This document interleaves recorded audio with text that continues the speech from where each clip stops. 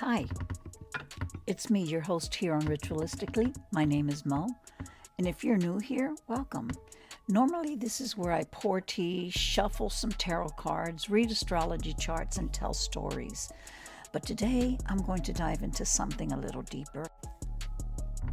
We're going straight into Star Talk, blending tarot, astrology, and everything happening in the world right now.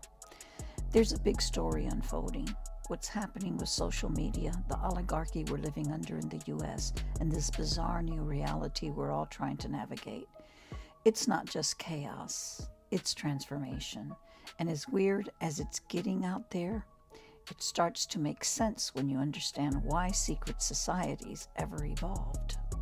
Have you heard of the star Algo, A-L-G-O? I've done a video about it in the past. And the deity Medusa, the beheading star, you know, that just aligns with algorithm. And isn't it funny when you break down the etymology of that word? The rhythm of the demon star. Let that sink in, because that's what we're dancing to. Here's the deal.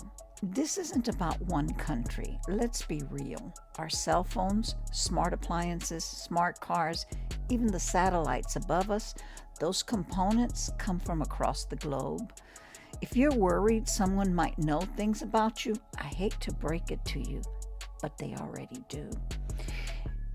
And who even knows what was in those liquid potions we were all encouraged to partake of not so long ago? You know what I'm saying. So here we are, navigating a world that's getting stranger by the day, trying to connect the dots and realizing why sometimes you have to speak in parables, because not everyone is meant to hear it, but for those who get it, you get it. Let me unpack this and tether it to where I started with Pluto. We have been living in a society that basically had us competing as if there was a contest. And that's Pluto pulling back the curtain on the false dichotomies we've been fed. Us versus them, winners versus losers, control versus submission. Those constructs are distractions designed to keep us in fear and division. But if you strip all that away, what's left is the collective truth. We're all in this chaotic, ever-changing bubble together. Survival doesn't come from beating each other. It comes from learning how to navigate the flux in a way that honors our shared humanity. So, let's get into it. Let me tell you a story of the Tower. The Death card, the Fool,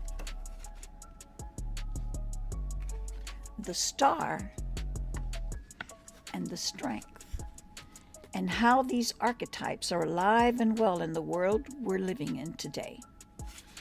Imagine the world as you know it, the life you've built, the systems you've trusted, laid out before you like the foundation of a towering skyscraper.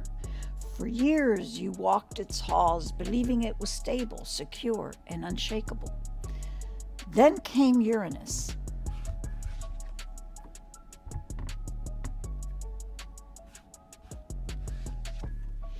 The revolutionary shock of the tower, ripping through the illusion. The ground beneath you quakes, and you realize the truth. Nothing was ever as solid as you thought. Pluto steps in now, wearing the heavy cloak of the Death card. And with it comes the undeniable reckoning. This isn't just about the rubble of the world outside. This is about the illusions you've carried within, the belief that you could control life, avoid discomfort, or manifest your way out of reality. Pluto doesn't let you run. It forces you to look at the mess and ask, what are you willing to let go of? What in you must die so something new can be born? You're disoriented.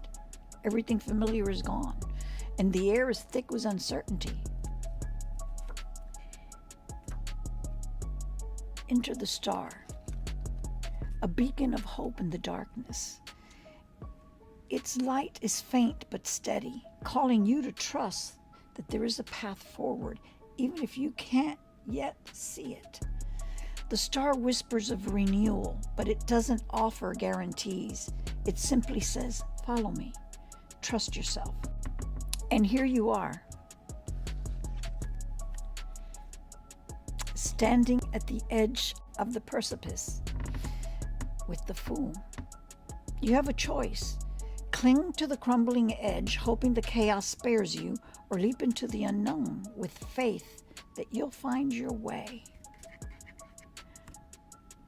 The Fool doesn't promise safety, it promises possibility. The leap isn't about escaping the chaos, it's about transcending it. But the journey is hard. As the winds of Uranus and Pluto whip around you, you need the solitude of strength.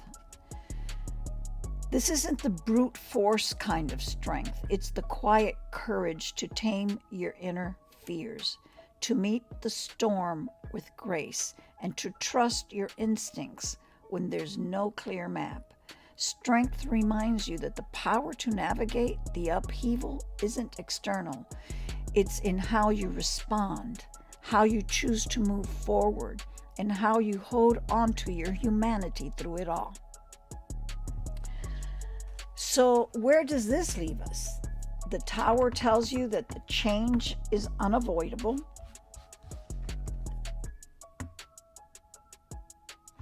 The Death card tells you that transformation is inevitable.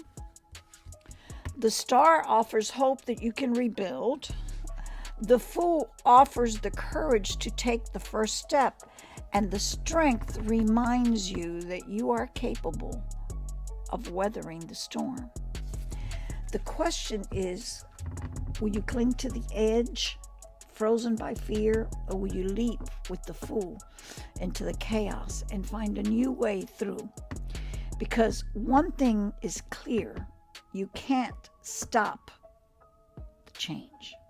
You can only decide how you'll face it. And that's all I've got for you today. Cheers. See you tomorrow.